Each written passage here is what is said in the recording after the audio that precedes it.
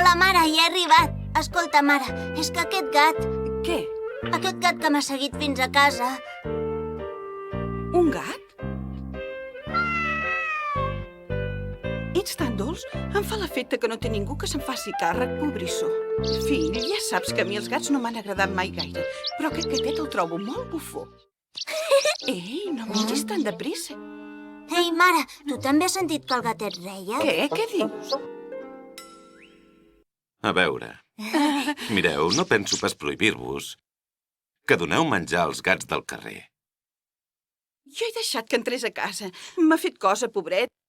Semblava tan cansat que l'he recollit. El deuen haver abandonat, o potser la família ha canviat de casa i se l'han deixat sense voler. Pobrissó, estic convençuda que no té on anar. Pobre gatet. Què hi dius, Tom?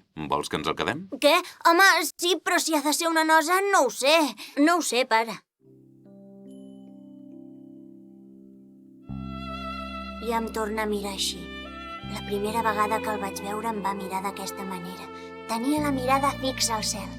Té els ulls com granets de vidre.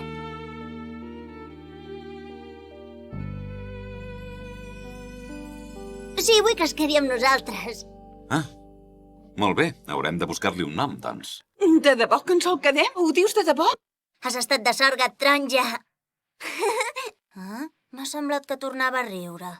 Ja ho sé, li direm Mikan, d'acord? Un bon nom per un gat taronja. Mikan? Ai, uix.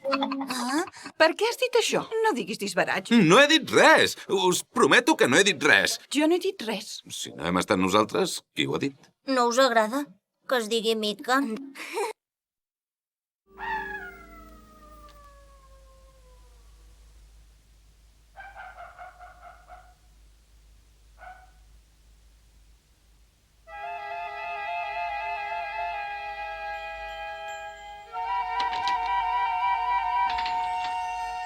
El Mikan.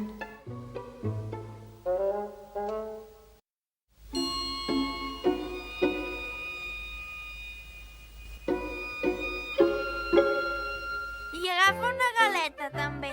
Va, veu-te'l d'un glop. Ai, que és bo!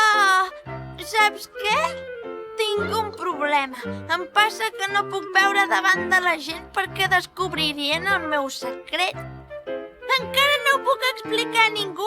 Ho trobes una mica estrany, oi que sí? Fet i fet, sóc un gat.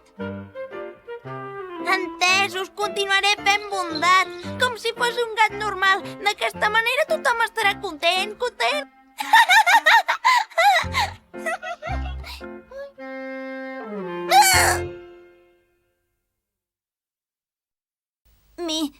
Mikan.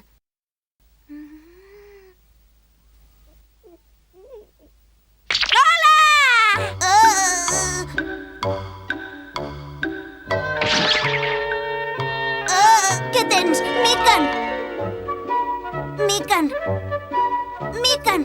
Mikan! Reacciona, Mikan! Que em sents?